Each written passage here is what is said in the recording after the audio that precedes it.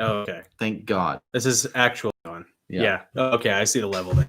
Okay. All right, cool. Haha. Yeah. Hey, everyone. Hello. I'm Jonathan. Nick. We're the Gosslings. Yes. And here we are for episode 7. Episode 7. Lucky number 7. Lucky number 7. Hey, yeah. We're actually going to start off. We've been doing this for a while, but we've never actually introduced it to the live streams because I'm so far behind on everything. I never think about it. But like we have a motto for the Goslings that we've had for like what, almost a year now. A year. It's been our official toast for at least a year. Yeah. Yep. And usually, we'll hang out or might go to dinner or come back and have like some, bourbon or whiskey or some sort of alcoholic drink and cigars, you know. And we usually do a toast, which we came up with, which is pretty cool. Yep. Very cool. So we're going to start off. You came up with it. I thought it was probably a mutual. And I said, that should be our motto. That's what it was. Yeah. See, I'm like, that's pretty cool. That sounds about right. Cause I come up with the stuff and then Nick figures out like, we should probably use that. Instead of just like letting it lie there, and collect dust. So anyways, without further ado, this is the motto. Do you want to do it? We've done a couple different ways. You start. Okay. Take up the broken sword of your father and strike down the darkness. Cheers. Cheers. Oh, that is pretty smooth. Isn't that good?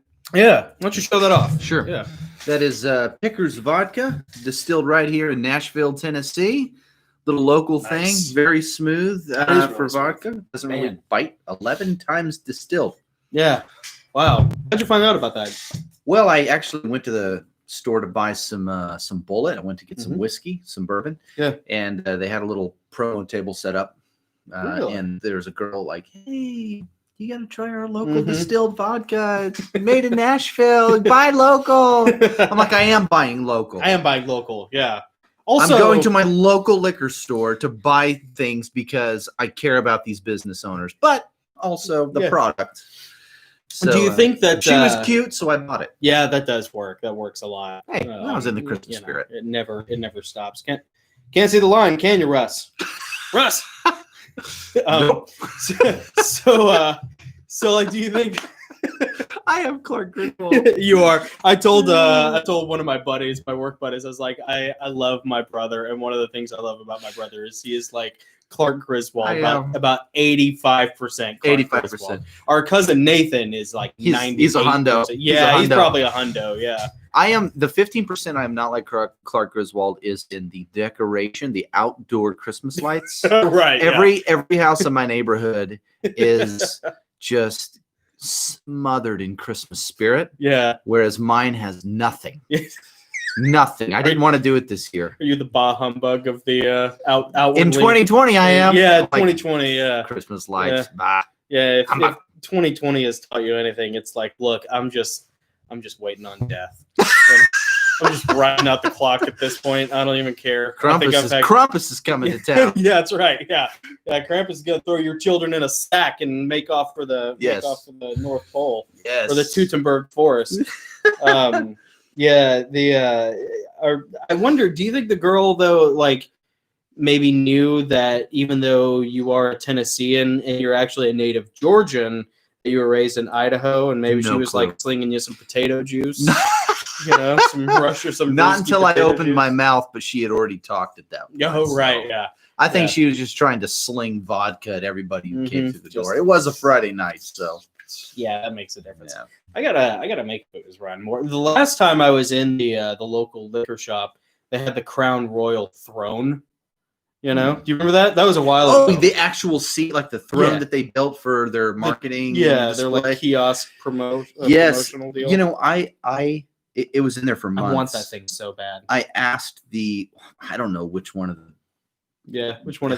Habibs is the owner. The Patels who owned it. But I asked every one of them, when this marketing promotion is over, I will buy that from you. Yeah. Because I've gotten promotional things from stores before they didn't want. Normally they toss them out, but I'm guessing Crown Royal must have wanted it back, or they wanted it in their homes, which is probably more likely. Somebody claimed it. But I was like, I'll buy it from you. Yeah. And I would have dropped $300-400 on that. Oh yeah, it was awesome. Yeah. Purple velvet cushions. like carved. In this room, it would have been just. It would have been a nice addition to the Tiki the Crown Royal throne. Yeah, yeah. I guarantee you could find one on eBay. Probably. I guarantee it. Or Facebook Marketplace. I know, right? Yeah. How badly do you want it? That's how they stick it to you on eBay. Yeah, that's how they get it. Actually, I found. I got a copy of Unintended Consequences. This last week. My gunsmith told me about this book. This is like a naughty book. This is a no-no book. You're not supposed to have book, and yeah, it's awesome though. It's Adam's joining us, by the way. Oh, hey Adam, what's up, man? Dude? Good to see you. Yeah, Adam is the best. We actually we just got started on Triptych Codex. Nice. For Audible. So nice. I might use him for Great Aegis too. I'm kind of feeling that out. Make sure he's the best fit for it. But I think we'll probably end up, or at least doing Triptych Codex. So I'm really looking forward to it.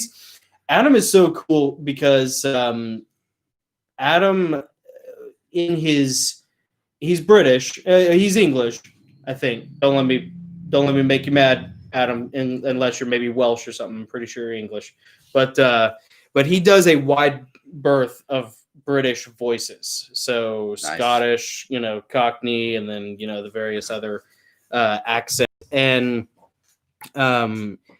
he did a couple of things with a couple of different accents, a couple different characters. He added accents to them that have since changed how I write those characters. Wow, it's been really powerful. Cool. Yeah, that's cool. Yeah, it's pretty talent. Yeah, okay, he is English. Yeah, good. Sweet. Good. Yeah, happy to hear. Hey, speaking of that, and it's holidays, and since we have our Englishman friend watching, I saw a movie this week. Yeah. I got up early. Yeah. I should have been writing. Right. Yeah. I wasn't writing. Yeah. I decided to watch a movie before going to work. Uh-huh. And somebody at work recommended I see this movie because I'm a writer. Yeah. And so I watched a movie called The Man Who Invented Christmas. I've never heard of it. It is about Charles Dickens. Yeah. I think it was made in Great Britain. Okay. But anyway, it's about Charles Dickens and how he comes up with A Christmas Carol. Really? He's like buried in debt. Yeah. He's had 3 flops and he's got to come up with something. Yeah. And Christmas is like 6 weeks away. So Nick is already identifying with Charles Dickens. Yeah, because he waits to the last minute. And so it sounded really, so it's about how he comes up with like the character for Scrooge and the whole storyline and everything. So it's historic fiction. But it's a writer's movie. Dude. Who made it? It is, I don't even know. How old is it? Oh, last few years. Oh, really? It's pretty recent. Yeah. Anybody noteworthy in it? Yes. Christopher Plummer. Really? Heck yeah. So, and let me show you how I'll tell you how they introduced Christopher Plummer. So the cool thing about in the story, in the movie, Charles Dickens is a guy, he's probably in the late 20s at the time, which is, I think, pretty accurate. Yeah. He's writing down, like when he runs into somebody that has an interesting name, he'll write it down. Oh, it's an idea. He'll pull out his little journal and he'll write it down. Oh, that's an interesting name. Oh, interesting name. Yeah. So Moleskine reporter's notepads. Yes. Totally. Dickens would have been a fan. Reporter. Yeah. And so he commits just kind of on a wild he's got to make something happen. He's got to get his publisher to give him some money. He needs money. And he's like, I'll have a Christmas book out. They're like, Christmas book? You're crazy. It's 6 weeks away. He's like, I can do it. I already have the idea. He lied. And just, give me the advance and I'll get on it right away. And so he's like writing down names and everything. And he's starting to see little clues like grouchy little misers and he started all the things that you recognize, the things he's starting to see like a lot of the things that he kicked the street urchin, like when in the Christmas Carol when Scrooge says, well, if the poor are gonna die, they should go ahead and do it and decrease the surplus population.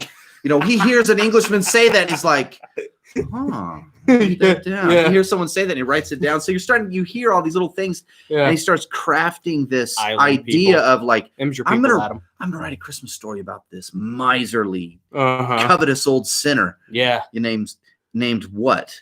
And he can't come up with the name. And then in this one scene, it just hits him like a bolt of lightning and he says, Scrooge. Yeah. And when he says Scrooge, like all of a sudden the wind blows into the room and his character appears before him. Really? He starts hallucinating and seeing the characters, and it's Christopher Plummer playing Scrooge. Oh, he's really cool. old. Yeah, Dude, yeah. it's powerful. And you know what? That's awesome. I watched it one time, and it's my favorite Christmas movie of all time. Really? Yeah, it's great.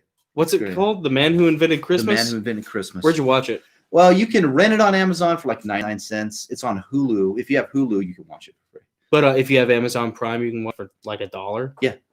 Yeah. That's so worth it. It's awesome. I'm so doing that tonight. And maybe I'm making a bigger I'm going deal to of get it than I drunk on should, booze. but I'm going to chew some what was the tobacco that we got when we were on the Bigfoot trip?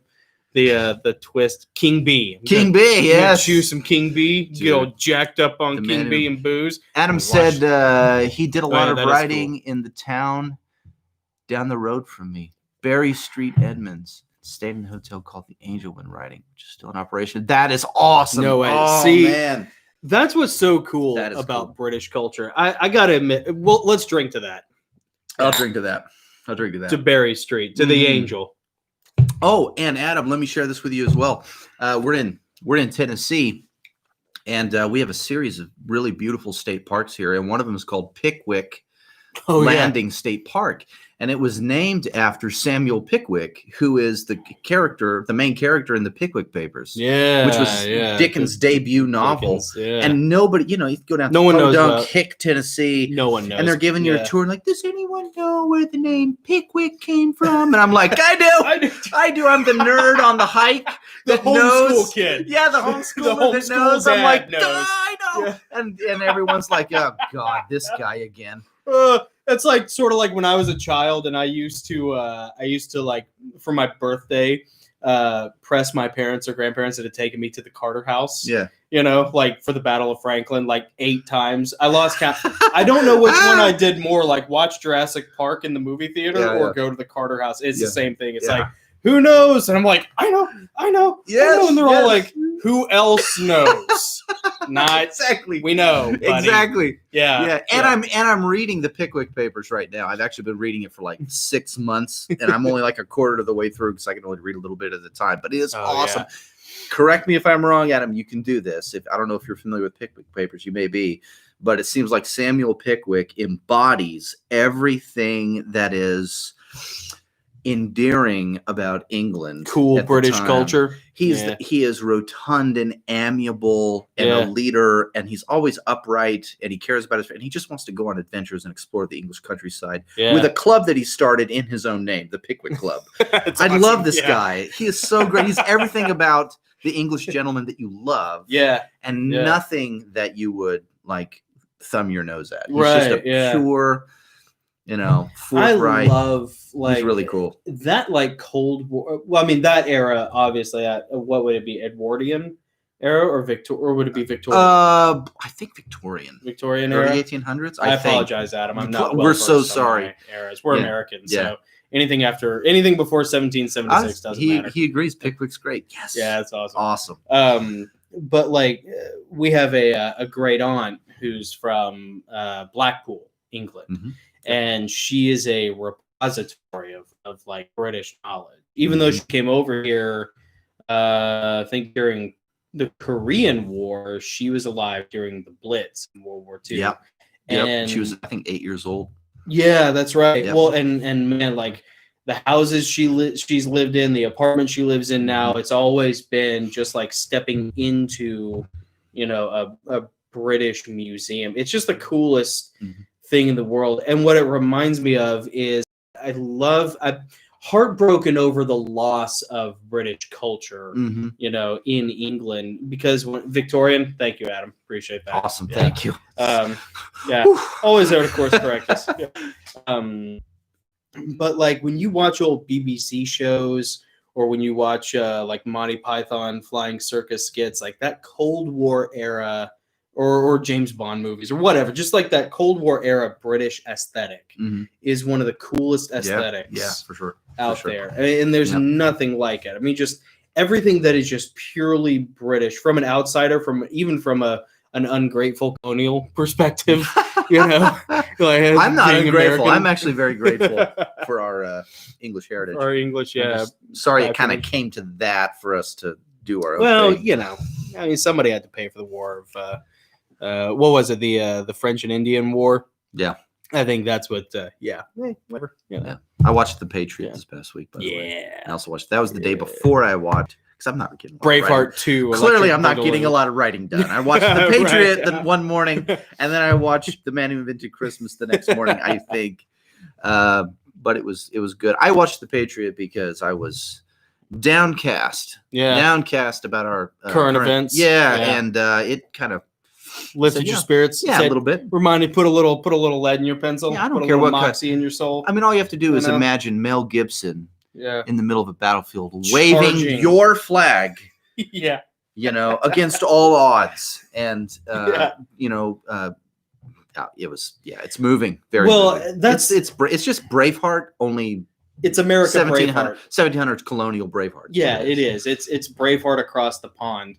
But what's great about that movie too, not just the the political things that are so prescient about it, especially as a cautionary tale. But honestly, just Jason Isaacs. Yeah, he's good. Dude, yeah, Jason Isaacs, he is like Sheriff of Nottingham. Mm-hmm. What's his name? What's the actor's name? I can't Alan remember. Rickman. Alan Rickman. Yeah. He is like Alan Rickman he's in great. that he could literally just sit there and read the phone book and you'd be like, this is awesome. Yeah. I love this. Jason Isaacs kills it. Every movie he's in, he's awesome. I think he was never James Bond, right? I don't think he was ever. I don't know. He could be, because I thought the same thing. I'm like, gosh, he looks like because he's like one of those classic. Yeah, he's got the sharp, the really sharp look. Yeah. In his oh man, I can't remember, but he was in. I always remember him from Event Horizon, which is one of the greatest scary movies you could ever watch, and possibly a Warhammer 40K prequel for all you nerds out there. So about Alan Rickman, I will say this since Adam joined us. Yeah. When I heard your first, I think it was the audition for Heavenly Realms. Yeah. Imperium Falling. The very first audition you sent Jonathan. The very first thing I said was, yeah, Nick nailed it. Yeah. It sounds like, in a way, it's like an Alan Rickman. Yeah. Reading your script. Yeah. It's really cool. Yeah. We actually probably have Nick ultimately to thank for sealing the deal on. I was hooked. I was like, this sounds great. Yeah, because we got one other audition, and that guy was good, but I could tell there was a lot of work that would have been needed with some pronunciation. And granted, it's not an easy book to read at all, which Adam can attest to. And the other guy had a Southern accent, which would still be cool and usable. But Adam brought this class to my American ears as an Englishman that was very cool to listen to, and I was really blown away by his ability to do accents. That was really cool, and maintain them, by the way, which is not easy. Check this out. Adam just sent us an Instagram. That's the picture of the Angel Hotel. Oh, no kidding. Where Dickens would write. Wow. Check that out. And then there's this placard that must be in the building. Author of the Pickwick. Oh man, that's awesome, Adam! Thank you. That is so cool. I was honored to be compared with Alan Rickman. Well, I mean, yeah, that really is true. We were listening to it, and I was so excited, and I played it for Nick. Possibly compare it with, because Americans, when we hear Alan Rickman's voice, we're like, dude, yeah. Now the younger generation, there's gravitas to Alan Rickman's voice. Yeah. Well, and the younger generation all looks at him as that's Snape. That's Snape. But us, he'll always be the Sheriff of Nottingham. Yeah, for sure. For sure. And he's probably done some other stuff that's really cool too. But come on. What do you think about two iconic things that he did? He did iconic things with multiple generations. Being Sheriff of Nottingham and Prince of Thieves, which was how I remember him originally, always will. And then he comes along as Snape for more of the millennial generation. And Metatron and Dogma, if you're trading in. I didn't even the voice of God. Yeah, that's right. He's awesome. That's great. That's cool. Great. Very cool, man. Thank you, Adam. That's awesome. Cool. Yeah, Alan Rickman was awesome, and that really did did kind of seal the deal on it. So, well, cool, man. Well, do you want to do your one-off? Yeah, let's do our one. I hope I wasn't here last week. I hope I don't have to do two because I only did one. That's okay. No, okay. It was my daughter's birthday, so I couldn't. I thought about attend. That. I thought about doing two and then just trying to warm up a little bit. You could. It'd be great. It'd be less for me to do. Let's stick to the rules. Carry more of the weight than we stick to the rules. All right. So you want to go? Let's do it. All right. 1, 2, 3, shoot. Oh, nice. Nick Ah. wins. Best 2 out of 3. Okay. You want me to go ahead. first? Yeah, you go first. All right, cool. I literally wrote this like an hour and a half ago. So here we go. Like a true author. Okay, here we go. An H&K is a fine weapon, but what you really want is one of these. He handed him an Olympic Arms OA-93. It was an R variant, that much he could tell, but it lacked stock or a buffer tube. Its barrel was no more than 7 inches long. Diego handed it to him. He marveled at its light weight. The thing had heft, but it couldn't weigh more than a few pounds. How does it cycle? He asked, testing its side-charging handle and fire control group. It's piston-driven, like an AK, Diego told him, taking another drag on his cigar. Ultimate in portability. What about range? Swift asked. This barrel can't be over 7 inches. He detached the magazine and cleared the weapon. Diego laughed. You really think you're going to be getting any distance on those things? I've loaded you up with 77 grain open-tip match rounds. Heaviest stuff on the market that will still be compatible with your teammates' loadouts. Swift hating having the reputation as a point man, there was something to be said about being in the rear with the gear. He turned on the EOTech holographic sight and tested its brightness. We'll have the Striker drones running Overwatch, Diego told him, and I'll be breaching with this. He picked up a Remington V3 TAC-13, a short semi-automatic shotgun with the dreaded arm brace attached. If your 5.56 won't do the trick, by God, my slugs will. He smiled and stubbed out his smoke. Now go forth and do the Lord's work, Sergeant. Swift eyed him over the firearms. Do you know what we're hunting? Diego shrugged. The colonel was shy on the details, but I get the gist. Looks like that time I spent in Alaska plugging polar bears for the long-range ski patrol wasn't a waste after all. You realize that nothing you just said makes any sense, Swift told him. Diego winked. Doesn't matter? Now come on. Let's kill Bigfoot. Yes! Yes! I love how you ended it with the very last word. Yep. Oh, that's great. You gotta just... Nick discovered something early on in his good. writing career that took me, honestly, about 4 years to figure out, which is you start with a hook and you end with a cliffhanger. Yep. So, like, yep. That's a really, as a writer, that's not always the easiest concept to grasp right off the bat, because what you really think sometimes as a writer going in is, I want to treat each episode or each chapter like an episode. So it's got to have a beginning, middle, and end, you know?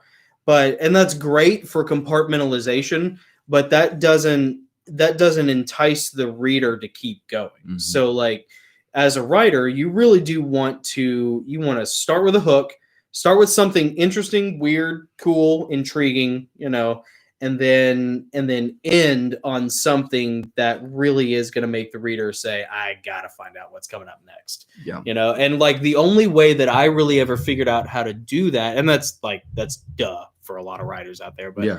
But the only way that I ever really figured out how to do that is to not just end with a cliffhanger, but with like a hammer fall. Mm-hmm. Like have something at the end be like, and then you just go, yeah. Well, I got to find out what's coming up next. Yeah. Definitely. That's wild, you know. Yeah. Like end strong, you know. Mine does not end that strong. It starts okay, but doesn't end that strong. Really? I had to. You can see how I squeezed. Dude, I did the same thing on mine. Because like I got to the end of this line right here. I got to the end of. So I did this is actually the last line. Mm-hmm. But I'm like, wait a minute. No, I had to go back and actually squeeze these in. Mm-hmm. And it's. You're not alone. You know how writers are with their own writing. Mm-hmm. All right. Ooh. Okay, here we go. You ready? Gosh, I want to, like most introverted writers, I want to apologize ahead of time. Disclaimer. Excuse. Uh-huh. Here we go. Go ahead. Buster. Buster hunched his shoulders and shoved one hand into his pocket. He held on to his cardboard sign with the other, though the wind took advantage of the creases, bending it backward beyond readability. Par for the course. Cardboard was easy enough to come by, but a big Sharpie was a tad more difficult to procure when you're home. Another vehicle whizzed by, the driver pretending there was nobody staring at him. No one in need. The light was green. Cars were moving. No point putting on the sad face with the big puppy dog eyes. May as well move back up to the crosswalk. But lo and behold, some young thug had planted himself on Buster's crate. With an arrogant tone, the stranger thrust a backpack into Buster's arms. "You gonna hold that for me till I get back." Buster knew the drill. It was probably cash, stolen from the till at the Gas and Go. Buster was not shocked to hear sirens a few blocks down. Moving their way, in fact. "I got you covered. But be back before dark. I leave up out of here at 5 p.m. sharp. You come back after, I'll be gonzo." "You not here when I come back? I'll cranium your ass here." The sirens were getting closer. The smug punk was already bolting down Elm Street. Buster waited till the urbanite gangster had rounded a corner before waving his arms to get the officer's attention. Why would they stop for a beggar? They had bigger laws to enforce, and the chase was already on. But the thug left a bad taste in Buster's mouth. With a deep breath, he sauntered into the intersection, waving his arms and screaming wildly. Cars swerved to avoid him, almost colliding, but traffic kept moving. And the black squad car was about to blaze through the ruckus. Buster unzipped the backpack and thrust his filthy hand inside. He hurled fists of greenbacks at the squad car window, shocking the officer within. Just to make sure things landed the way he wanted, he dropped his pants and waved his junk at the bewildered patrolman. And that was enough. The cop stopped his car mid-intersection and jumped out. Buster not only got to sleep in a warm cell that night, but had a meal and a plea bargain.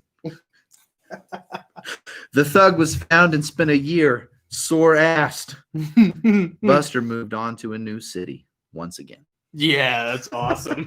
I love it. What say to that? No idea. That one, I don't know. I just I feel bad for homeless people. They're constantly battling. They are be plagued with other ne'er-do-wells on the street that are on that borderline. There are homeless people, and then there are addicts and criminals that take advantage of the homeless. Yeah, and this is like the conflict between them. And somebody who's homeless, just trying to get food and a warm place to stay. Yeah, having to deal with that crap. Yeah, and deciding that he's gonna just do something about it. Yeah, so he uses all that he's got. He uses it all.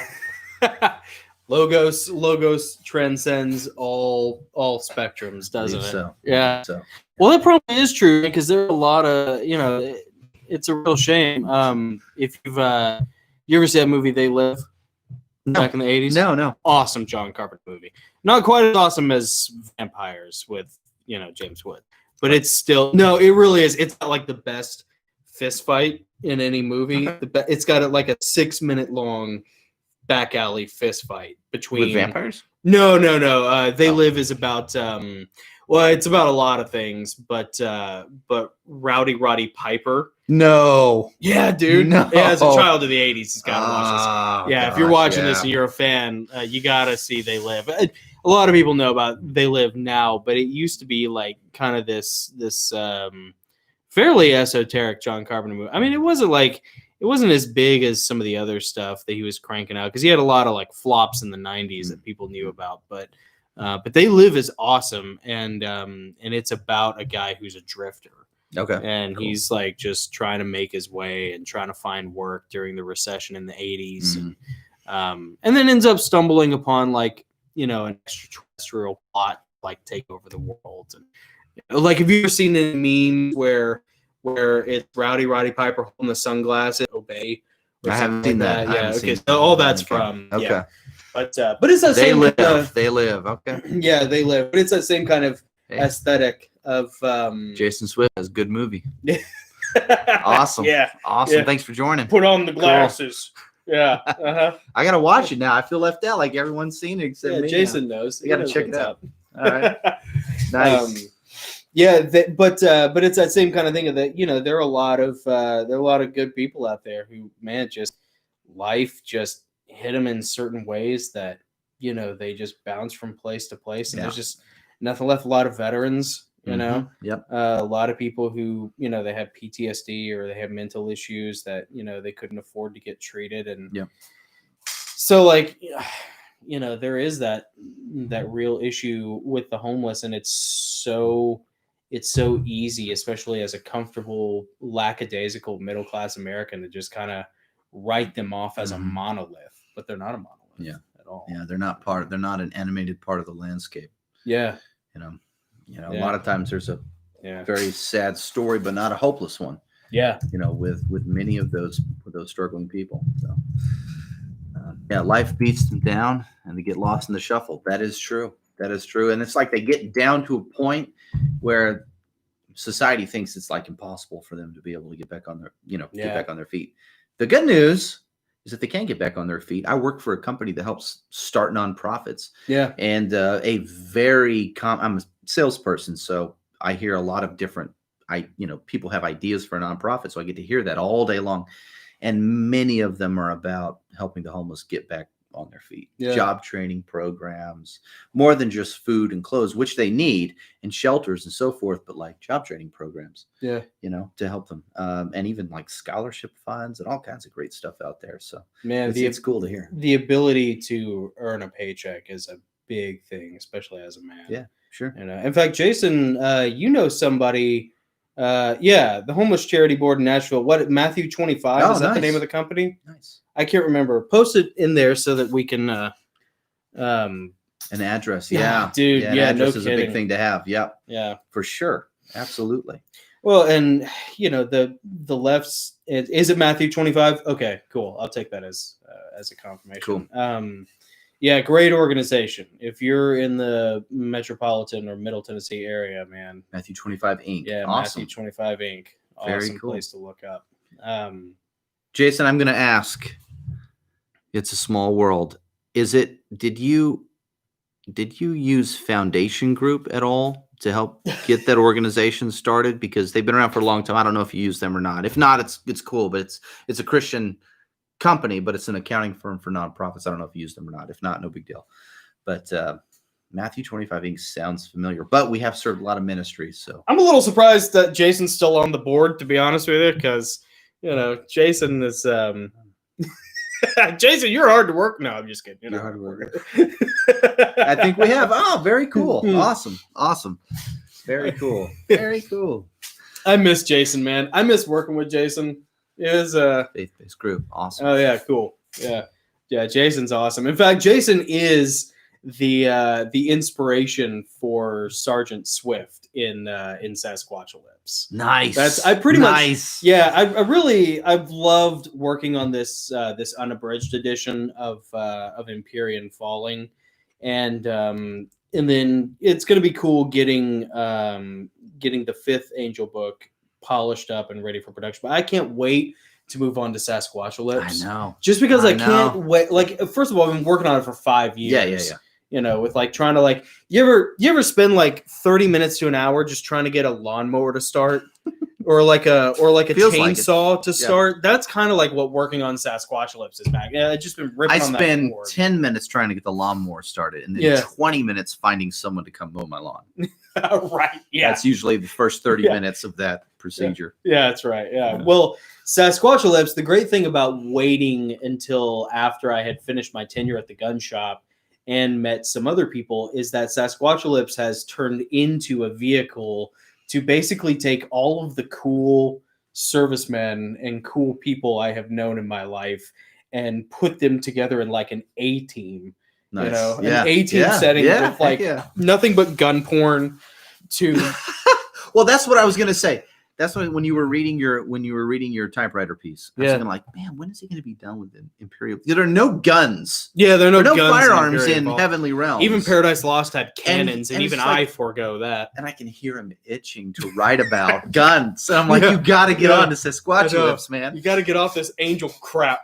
Get on. Well, I didn't say that. Get on to something. I know Jason's right there being like, yeah, you do, because you put friggin' horses in your angel book. They got wings. I remember Jason, like, I'm pretty sure Jason got to like the chapter where I mentioned horses, and he was just like, nope, don't care, doesn't matter, don't want it, you know.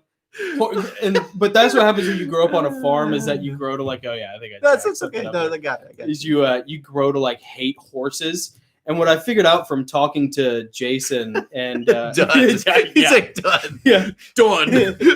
What I learned from talking to Jason and John and a couple of other my very very prestigious, very awesome friends that I'm very blessed to have in my life and are far too kind to me for my own good, is that if you grow up on a farm, chances are you hate horses. Probably, yeah. I can see that. I can so see that. Horses, and I got to thinking about it. They're great when you can leave at the end of the day and you see them once a month. Yeah, and you don't have to have them like nipping at you over the fence. With their personalities. Right, and they're kind of like, what I figured out is they're basically like coked up stripper cows. They're like coked up supermodel cows. You know, they're basically the same as cows, but they're just ultra thin. And you know what the perfect farm animal always has been? Donkey, or the ox. The donkey and the ox. Yeah, the ox. They're big. Yeah, I can see that. They're gonna work hard. They're not gonna have an attitude. They got horns, and you can eat them. And you can eat them, right? Yeah. See, that's the thing. Jason says they're meth farm animals. Farm animals. Yeah. See, he knows. I thought those were goats, Jason. Oh no. Great. Yeah, that's great. I mean, they're overrated. That's right, and that's when the the general tank perception. came along. The horse's star was falling. Yeah, because a tank won't like reach over and nip at your hair while you're trying to like fix a radiator. And no people in Western culture, I know you're trying to still keep the dream alive. I love horses. They're so like romantic. There's a romanticization of horses. Yeah, but I'm not taking it alone. No. Horse. Mom had an Arabian that was basically sold to her for like $1.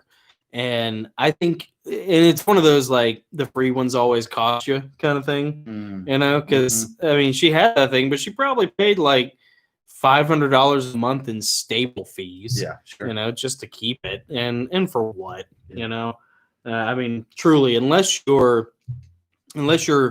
like using the horse on a ranch, or you just have obscene amounts of money. Like, your money is so much better spending on anything else. I'm going to say something that is contrary to what you might. But they are beautiful and fun to ride. The horse is the sailboat animal. Look, supermodel. Yeah, we're sailboats, yeah. They're like the supermodel, sailboats, all the same thing. The age of utility has passed. Right. So now it's only hobby. Yeah, they're fun to play with, but you don't want to keep them freaking expensive as a hobby. Jason says dog food. Yeah. You know what? I'd rather have a dog. True. I'd rather have 5 dogs. If I get another sailboat, I might name it Alpo. Yeah, just to maintain the connection. Because Mom had a pony when she was a little girl, and Granddaddy used to say that pony was so ornery that if you turned it into glue, it wouldn't stick. Friggin' hated that something insane. Yeah, Dickie was. That's hilarious. Yeah, he knew. I'd rather have 3 dogs that don't like me than a horse. Well, you already got one, Jason. That's because dogs don't kick back. Right? Yeah. Dogs understand hierarchical structure. Shelby, no offense. Yeah, Shelby gets it. Yeah, I mean, there is like this romanticization of the horse, and it's prevalent. In fact, even the chapter I just finished writing in the unabridged edition deals with a certain bad guy's projected fascination with cavalry. And it actually is this cat and mouse game that he's playing with cavalry, but it's almost like a cautionary tale because he refuses to embrace what he really is. And so he's infatuated with this glamorous thing, which is the gallantry of heavy cavalry, you know, that mhm. whole like charge of the light brigade thing. Mhm. But ultimately that's not who he is, and in not embracing who he is ultimately kind of like what leads to his failure. And horses are kind of an instrument of that. So there you go, Jason. See, I rebounded on the whole horse. Well done. Thing, well done. you know, come on. Yeah. Jason's not a fan of the cavalry either. Yeah, I don't blame you. I don't blame you. If I remember correctly, Jason has this really great story. I think it was Jason who told the story of being there was an incident where there was a 155 howitzer being transported by a Chinook, and the howitzer got to swaying both sides. Jason, you can go ahead and comment if you don't want me to tell this story. But the howitzer in the process started to sway to either side, which is not good when you're a helicopter transporting it. I wouldn't think you know. And the cargo master was like, cut it. You know, they're up in the bay. Right. You know, Oh man. And he looks at him and okay, No, good. ahead. Yeah, okay, good. It's kind of it was swaying left and right, so under Yeah. not back and forth under the helicopter. Oh yeah, that's right. Side Left to and right, side. yeah. Okay. Yeah. And I could see how that'd be. Yeah, a little bad. So the troublesome cargo, the load master tells him to go ahead and cut it, and Jason takes out his. And he's like, all right, and he, I guess, cuts whatever he needs to cut or pulls whatever he needs to pull, and that howitzer goes straight down, muzzle first into the dirt. They had yeah, they had stuck the landing. Yeah, did. They had to like bring That's out, awesome. they had to bring out heavy equipment to like dig it out of the ground. Man, they couldn't just blast it out, just load a shell in there. Yeah, no, right? Yeah, like usually that's target. That's how it works in cartoons. Huh? Yeah. Why didn't it work here? Oh wow, that's crazy. That is crazy. Well, so I think we're going to try and keep this under an hour. Is there anything you guys want to ask? Any questions you guys got before we wrap up? I think we actually have 4 people watching, which to me is huge. Thank you guys. Yeah. That's really awesome. Yeah. Thank you for watching this. I hope it hasn't been a waste of your time. Well, I love it. That's what I was going to say about Jason, by the way, is that like Jason and I know a couple of other friends, they have all kind of conglomerated into these handful of characters that I'm really using Sasquatchalypse for as a vehicle to show. Like Jason he starts out as like one of the main characters in it, and I pull in a couple of other guys who one of whom shall not be named for OPSEC, operational security. Understood. I know OPSEC, but yeah, man, it's been really fun, and that's the kind of thing that, like, okay, writer tip, pro tip, like or amateur tip. Don't force the start of a project. You know what I mean? Mm-hmm.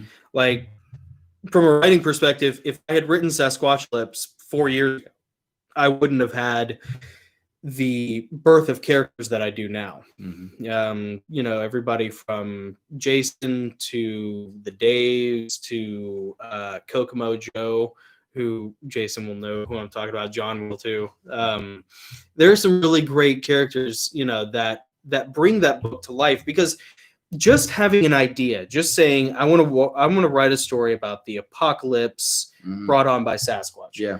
That's not even really a story. Yep. That's just an idea. It's a device. It's a device. Yeah. Yeah. And then you have to plant. That's basically like, if you're going to build a garden, that's basically like saying, okay, well, I have the framework, but that's not a garden. Like, you certainly aren't getting fruit out of that. You need soil, and then you need seeds, and then you need water and sunlight and pruning and all this other. So you can't just say, oh, I want to write a story about like the War of 1812. Well, that's just the beginning. That's the launch pad. You still have to build the rocket. It's just backdrop. Right. Exactly. It's sort of like what we were talking about before with the different layers, that you put on something. And so don't force it as a writer, because if I had forced it before I met some of these people, I never would have had the raison d'etre to actually follow through on the project. Because even just like those little ideas where you're like, oh, I want to write about the Sasquatch apocalypse. Well, that'll get you going for like maybe 80 pages, maybe 80 pages. And then you'll fizzle out because that's not enough to keep going. You have to have characters, you have to have some sort of message, you know. I gotta throw this in, and it's kind of a callback to what we were talking about early on when I was talking about that movie that I love now, The Man Who Invented Christmas. Yeah. You know, in the story, I don't know if this is true life, but in the story, this is what resonated with me as a writer. My biggest takeaway, the most inspirational thing about the movie, The Man Who Invented Christmas, was that Dickens had like 6 weeks to write A Christmas Carol. Yeah. And he wasn't trying to figure out what is it going to be about. Yeah. What's going to happen in the story. Yeah. He was just obsessed with creating this one character. And then when he's just writing down little details about this character, this crotchety old miserly, covetous old sinner. Mm-hmm. And then when he started it started to crystallize in his mind, I'm going to start with this character. And then when he came up with the name, which is such a great scene. Oh my God, it's such a great scene. It sounds awesome. When he comes up with the name Scrooge and the character appears before him and he's like talking to Christopher Plummer as Scrooge. Yeah. Once that happens, the story writes itself. Right. Yeah. It was about the character. It's about the character. And when you start writing about the character, his history, his present, his future, and you write through all that, it's about the character. The character is what the story is all about. Well, and that's the thing about a writer that a lot of people don't think about, is that you really do have to be an amateur. You have to be an amateur lots of things, but one of which is a psychologist. True. You really have to be an amateur psychologist, because in order to write a functioning character, unless you're just going to write purely from personal experience, you have to think about, why is this person this way? Mm-hmm. Why do they do these things? Why did he make this choice instead of that choice? Mm-hmm. What are the motivations? What's the history? You know, what's the trauma? What's the this? What's the that? And that's what makes it multidimensional and believable. Mm-hmm. You know, and you can have a character-driven story like that. Absolutely, and in a different vein, but to your point, this is why Charles Schulz was so successful. The creator of Peanuts, the comic strip Peanuts. We got our bark box in, by the way. I saw that. It's all Christmas peanuts. Oh, that's great. That's great. But every child plus Snoopy and Woodstock, Charlie Brown, Lucy, Linus and Schroeder and all them, they're all a different personality type. And they all have their own unique idiosyncrasies and ways they talk and deal with the world and their problems and each other. And that's what's made people fall. That is what has made people fall in love with the character Charlie Brown. Yeah, it makes it timeless because he wrote great characters. He illustrated great characters that had personality and depth. Yeah, and once you have the characters, you can write anything you want. Yeah, it's not about, like you said, it's not about writing the backdrop of, okay, it's going to be an apocalypse and there's going to be Sasquatch in it. I'm starting to learn that those are just devices to make the story more interesting and unique, but still that doesn't mean people are going to read it and fall in love with it. They fall in love with the characters. Yeah, well, and it gives you boundaries to operate from. Like you figure out that, okay, if this happens because of this character that I've created, he or she will operate this way, which creates a boundary. On what happens in your story. Juxtaposed with this character who I created, who operates this way with these idiosyncrasies, with these motivations, with these desires, with these foibles, and that creates a boundary that helps, and it shapes the story, and that's how you get a character-driven story. Nick is really good at that. I don't do character-driven stories as much as I do epics that the characters try to survive. But Nick is much better at like understanding how to make a story flow just from the characters. Like Adam, he gets it. It's the same with narrating. Yeah. Yep. Yeah, it really is. Yeah. Yep. I wonder if it's a difference between writing a memoir and a story. Yeah. Yeah. Yep. Yeah. A memoir is your story. And like you said, people care or they don't. Yeah. Because it's your personality and your story. Yeah, that's very true. So I'm looking forward to hearing Adam's response, hopefully before we leave. But Adam, do you like Giad Alfazio the most? I know you like Ulrich a lot, but I kind of wrote Ulrich to be the most likable. You mentioned Gyat Althazio. I wonder if he's maybe your favorite. I would ask Jason the same thing, but he didn't make it past page 27. So yeah. Oh, No, the thing is, I know. Well, here's the other thing. I told Adam about this. Most of my guy friends do audiobooks. They do Audible because they're so, they're busy. They got other things going on. They like to, have something in the background. So like there are a handful of people, Jason being one of them, who I can't wait to hear what they have to say about it because they gravitate towards audiobooks more than they do a paperback. Sure. Yep. Or even an ebook, because most people, they don't have time. They just they don't have time. And you can play it in the car, Like I think Jason listened to, I think he pretty much has read all the Dune books read on Audible. So, Yeah, look, he went through the entire Dune series on audio. Oh, really? Well, there you go. That makes sense. Yeah. So he beat me to totally. It. Yeah. And Adam says Jod is definitely way up there. Second one, strangely. Tempest? Okay, so you're Tempest was like, I was really interested in the character Tempest. Really? First of all, yeah, absolutely. First of all, who are you two weirdo space aliens in my life? And why do you like? I mean, Tempest? Because he's the character I short shifted the most. Yeah, well, you need to do more with him. Well, dude, every chapter just about like great. Okay, so it's a cool name. Yeah, and arguably one of Shakespeare's more interesting, I think, the Tempest. Yeah, because of the cast, but the name Tempest for Fallen Angel is really cool. Yeah, it is kind of cool. It's right? really cool. Yeah, like Mazrel has that like Middle Eastern kind of sound to it, like some sort of a chimera from Babylon. But Tempest is the name earned or bestowed, right? Yeah, it's not almost like a name. Yeah, like Doug. Doug, you don't earn Doug the fallen angel. I'm a fallen angel. My name's Doug. Yeah, I'm here to lead you to earn hell. a name like Godbane, but you don't earn the name Chester. Right, yeah. Chester's a name given to you. Yeah. There are some who call me Tim. Yeah. I love Funny Python so much. So Adam and Nick are going to really love the unabridged edition because it is 777 pages and at least a third of all the chapters. Yeah. Good Lord, man. Good Lord. I know. So at least a third of all the chapters that I'm adding are Tempest related chapters. Cool. In fact, like I've written at least 3 chapters so far that all are pure Tempest. Yeah. So he gets a lot more page time. I didn't know what to do with that character when I first wrote him because he was, I could only see everything through Michael's lens and Tempest was not the rival. But having had time to go back, there have been some really cool things that have turned him more into sort of a disjointed outcast Ronin type of character. Yeah. Who recognizes his own outcast isolation and tries to force some way of fixing that.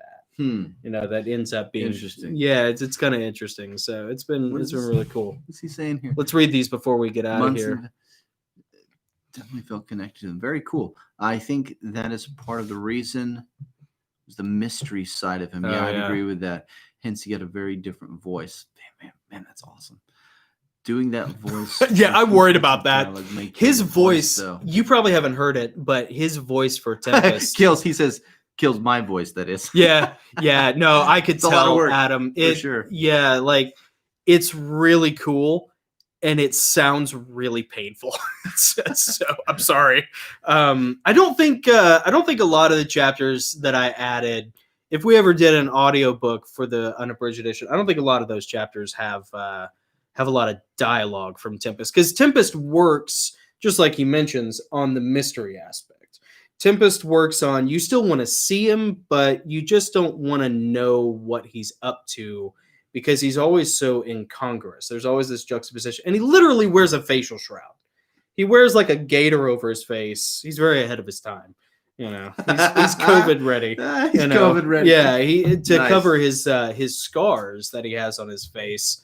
And that is obviously like a very blatant metaphor So, but it applies to his personality as well. So it's been really fun. Very cool. He's almost got a little bit of a Mandalorian aspect. Okay. So, did you see the last episode? Dude. I'm just gonna tell you right now, I'm not like Nick and I grew up on Star Wars. Yeah. Literally because of my older brother Nick here, my earliest memories of childhood, my earliest memories of living Of play. are Star Wars memories. Yeah. It's like Nick, me, Star Wars action figures. It's all like it's deeper than, and this sounds bad to say, but it's like it's deeper than my Christianity. Like, whoa! As a Christian, I'm just saying, like, my legacy with Star Wars predates my legacy with the Bible, and it doesn't supersede it, but it predates it. Right. And like with Jonathan, it's like, what? Yeah, Attack of the Clones. That's not canon. Yeah, but he's like. The Book of Enoch, that's the Book of Enoch is still. I literally got bummed out as a little kid when I found out the Book of Luke was not Luke Skywalker. That's not a joke. That's how the Gospel of Luke is not Luke Skywalker. Thanks, Dad. No. But so all that to say, it's great. Never, even growing up, I was never a big Boba Fett fan. I didn't care about Boba Fett. Really? I didn't think Boba Fett was I didn't think he warranted his cool factor, even though I was steeped in the expanded universe stuff of the 80s and 90s. I just didn't care about Boba Fett because he was like the true neutral character. But I will tell you, the moment Boba Fett showed up in the Mandalorian, dude, I didn't know whether to pee myself, cry, hyperventilate, shout, like something was coming out of me. Oh man, Christian was getting annoyed with me because I kept interrupting and pausing. I'm like, do you know what ship that was? That was Slave One. Yeah, that was Slave One. Do you know who that is? Yeah. And here's what a nerd I am. Like in that I know who that is. You know who that is? Yeah. I know who that is. I'm not gonna say anything. Play. Well, in that whole episode, I told you that was Boba Fett. I told you it was Boba Fett. You don't understand. You don't understand how cool this is. Oh man, yeah. Go get your Legos. Christian knows way more about the Star Wars universe than I do. I feel like I know a lot, but I have the I've been a follower forever, and to see Boba Fett reintroduced, dude, in his glory. Oh yeah, and and even as a badass, and Ahsoka Tano. Yeah, she was great. And I never watched. She was done so perfectly well. Yeah. I never watched Clone Wars. Yeah, I didn't either. We're not that generation. I'm not the animated. But we Star know Wars Thrawn. generation. Dude, I know Thrawn. And that was like, oh my gosh. Yeah. I paused it. There was like 3 seconds left in the episode. I paused it and gave myself a 20-minute lesson on who Thrawn was because I read books. Yeah. Like, oh my God, gotta have Thrawn in this. Yeah. They have just. Dude, to see Thrawn on the big screen, I mean, it was cool enough seeing him in the TIE Fighter Special Edition. Yeah. That's what dorks are. Yeah. But to see him, yeah, Jason's right. He was just trying to get paid. You're right. Boba Fett was just trying to get paid, baby. You know?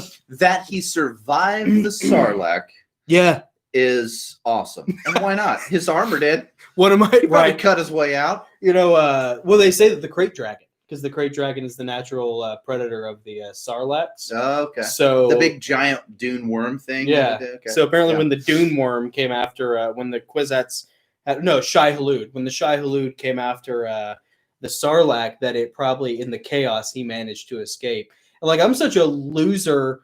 I was doing gun stuff in my room. I was like checking slings and putting sights on guns and watching that episode with what's his face from Deadwood and Justified. Yeah, him. I know Him. what you're talking about. And then at the end of the episode, Case from Yellowstone. Yeah, exactly. Yeah. So at the end of that episode, that's when you first see Tamora Morrison.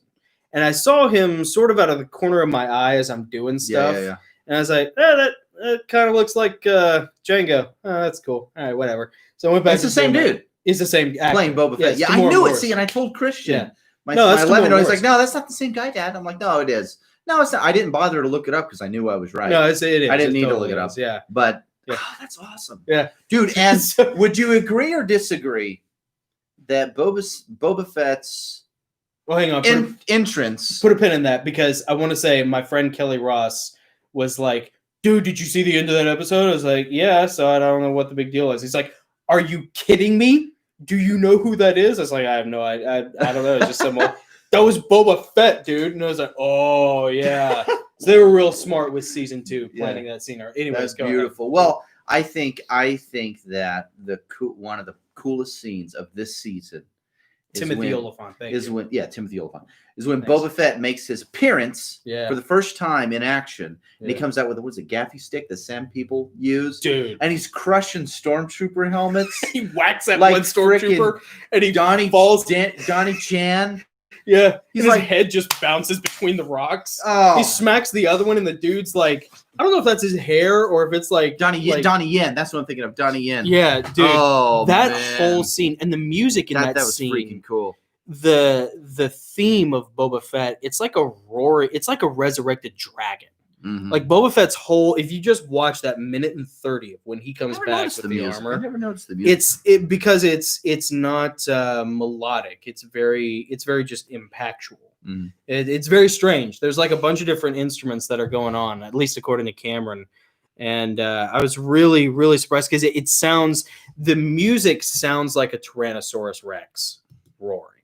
Cool. It's got like this real primal sort of like you've woken Smog from the tomb sort of thing, and he's back. Yeah. And dude, I mean, that whole episode is cool. Great moments, like when he's trying to get to Grogu, and he keeps being blasted out. It's like, okay, it's very clearly like written for teenagers or whatever, but this still works. And then he goes down, and he and Finnick join up, and he's like, if you can get out of here, I owe you one, and he starts using himself as a human shield. And even before that, when he shows up with the little birds or whatever they are, the little sparrows, whatever the little rockets are. Oh, yeah, whistling birds. With the whistling birds. When he saves Finnick, like there's so many great cathartic moments in that. But dude, when Boba Fett shows up. Yeah, man. Oh, dude. And then, of course, the Razor Crest is no more. So now they're on Slave One, which is perfect. It's the only thing that could possibly ever take the place of the Razor Crest. To Slave One. Yeah, it is. It's pretty awesome. Genius. Thank you, Jon Favreau. In the last episode, Jon Favreau and Dave Filoni, man, Dave Filoni gets Star Wars. I've seen some of his interviews, but I've never watched Clone Wars or Rebels. But going back and especially looking at Thrawn in Rebels has been really, really cool because he gets Thrawn.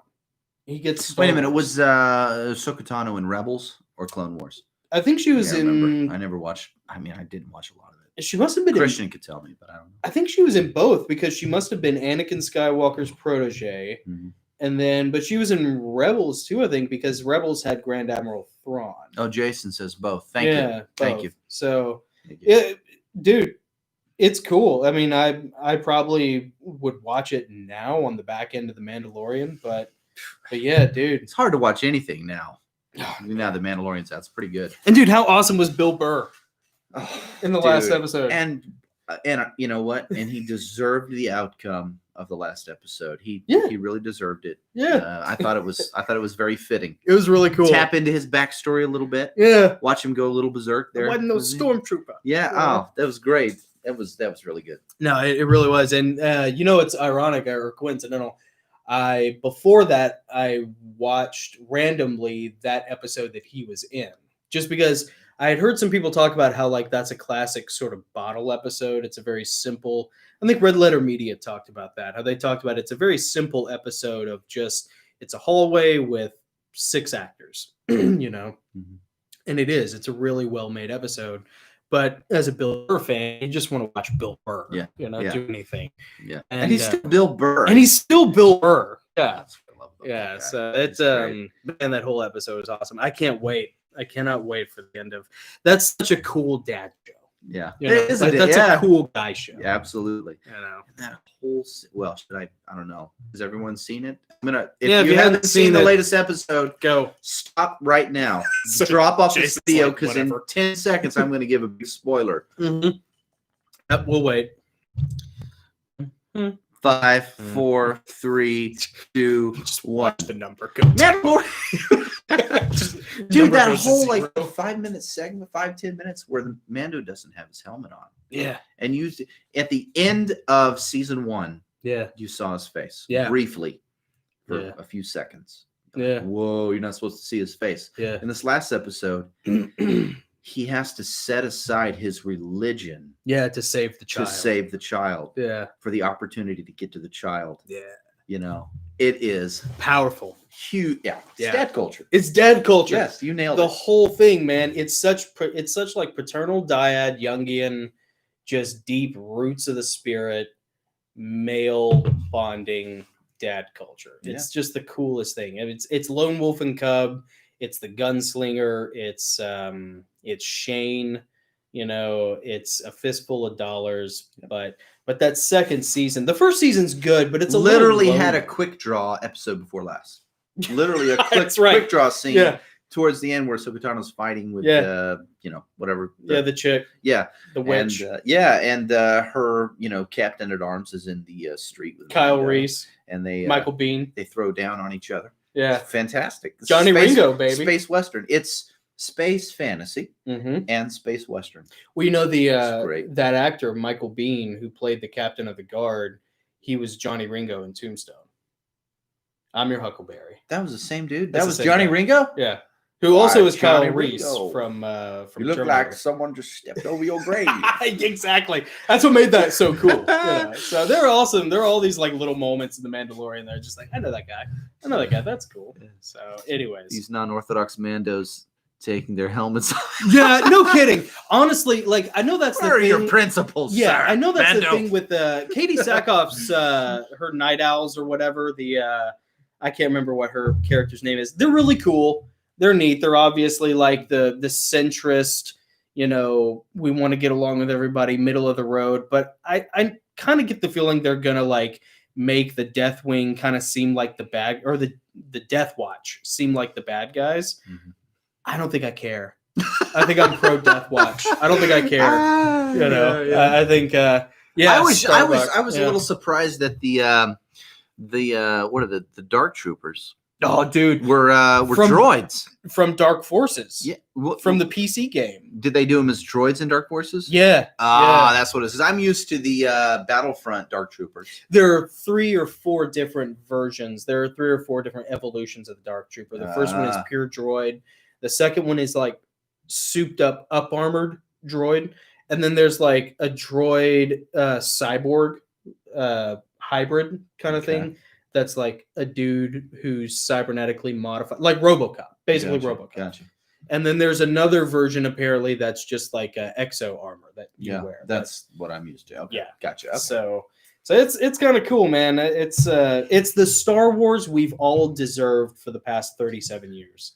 You know, Starbuck takes her helmet off. Yeah, because Katie Sackhoff played Starbuck. Oh, in BSG, which I mean, you know, BSG.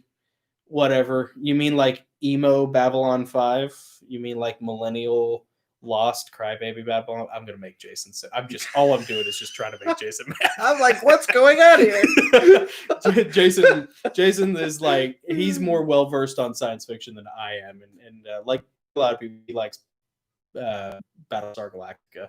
Gotcha. And I like to tease him for it because Jason can take it. Because Jason's like 8 feet tall and could rip me in half if he wanted to. So it's super well made. It's really well made. Yeah, it's cool. Yeah. Well, man, before we go, anything else? What do you have going on? Empyrean Fallings audiobook should be released pretty soon. That's probably one of my friends calling me a loser right now. Let's see. Is it Jason texting? It'd be really funny. Yeah, let's see. Oh no, that's that's my friend John. So John is one of our other buddies from the gun shop.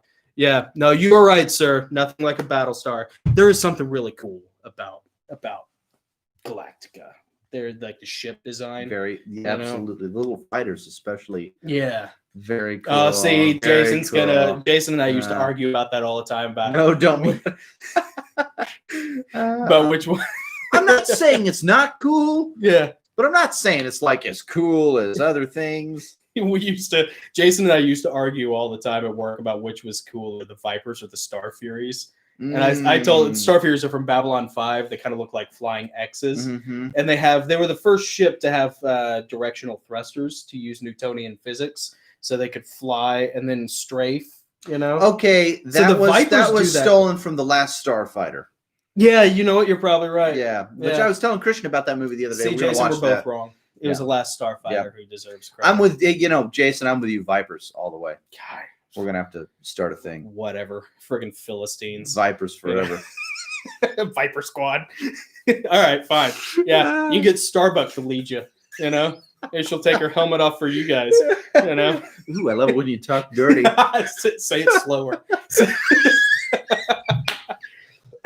All right, we better get out of here because I gotta get fajitas, and we're supposed to be hanging out with a friend in, we got a in friend an hour. over. So, all right.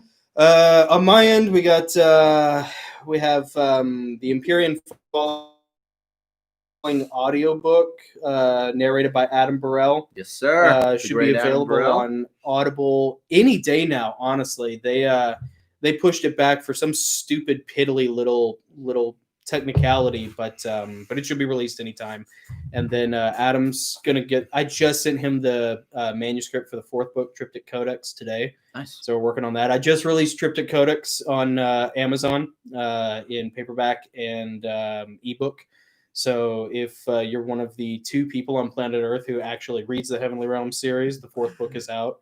Cameron's still working on a really cool cover for it, I think, but I wanted to go ahead and release what I had, and we'll just go from there, play by ear. So cool. That's what I got. What about you? Well, Hacker Jack is finally out. Here's my proof copy. Middle grade science fiction book, Hacker Jack. It's great. The character's based on my kids, so it was easy to write. That is live now, which is great, and paperback and ebook. And then I'm reviewing. So the audiobook has been produced. I'm in the review phase, so I'm about halfway through reviewing the audio, and then it looks like Christian and Eva made. It even looks like in my like kids. 6 years. Yeah, add a few years. Yeah, that's really add cute. a few years. I love it. Which was complimentary. Did you send them pictures of your kids? Did I? I may have. Okay, I was gonna say because this is my son, this is my daughter. Make them cartoons. Yeah. And here are the unique things about them. Christian is wearing a Darth Vader. Excuse me. His character name is Charlie. Wearing a Darth Vader T-shirt. He wears a dirty white lab coat, and he has a mug of decaf coffee with chocolate syrup. It's hard to tell. Love it. Hard to tell on the cover, but that's unique to his character. But if you read it, you'll know. That's what makes it cool. Eva May, my 9-year-old daughter, is the spy. She's the action. He's like the coding genius. Yeah. Part of the equation. She's the more impetuous, action-oriented. She's the Agent Dunham ninja from / spy. Yeah. She does the dirty work for her big brother, and she's awesome. Looks just like my daughter. So that's great. Killer. So that's and you can see above this ugly gray bar, you can see Hacker Jack, kind of Darth Vader style, looking down on them, which is great. Who did you use again for that? For Hacker Jack, for the cover. For the cover, Mibel Art, MIBLART, Mibel Art. They nailed it, man. They nailed it first time. Yeah, and super quick, like 3 weeks. That's turnaround time for covers. That's unheard of. Yeah, I mean, well, the concept, the black and white just sketch came back in a week, and then the actual cover was like just 2 or 3 weeks later. So it was wonderful, professional, great turnaround. So that's live, paperback and ebook. I'm reviewing the audiobook, so probably another month or 2 before the audiobook's out. Cool. We are what's going on? YouTube channel. Yeah, Kid Ventures episode 5 came out today. Me and my kids, it was great. Awesome. We did video game playthroughs. Christian and I did a ukulele concerto performance, which is hilarious. Yeah, and then a stop motion in that. And then the second writing tips for kids is out. I'm working on number 3 this week. Wow, and that's it. That's awesome, man. Yeah, thank you. Adam's taking off. Adam, good to see you, buddy. Yeah, man. Thanks Take care. Good to see you again. Dude, he already got chat the with you. First 15 minutes. Adam, you're killer, man. I wish I could have a cover artist who moved at half the speed of Adam. For real. Just, now Mibel Art, I mean, they did a great job, man. Yeah. That's awesome. They are great. They are great. They are affordable. Yeah, what, like they're $300-$400, something like that? Yeah, about 400. 400? For I mean, they did audiobook, and this was original design, so They it did wasn't like, audiobook too. it's cheaper if they're using photos Yeah. of actors Yeah. and models to overlay into your cover art. Right. If they're doing an original sketch, an original concept, it's a little more expensive. So I paid. I mean, right now, of course, everyone's project is going to be different. So this is standard, but it was just over 400 for paperback, ebook, and audiobook. Plus, they gave me a couple of social media, like 3D book renderings to share on social too. That's awesome. Yeah, it was killer.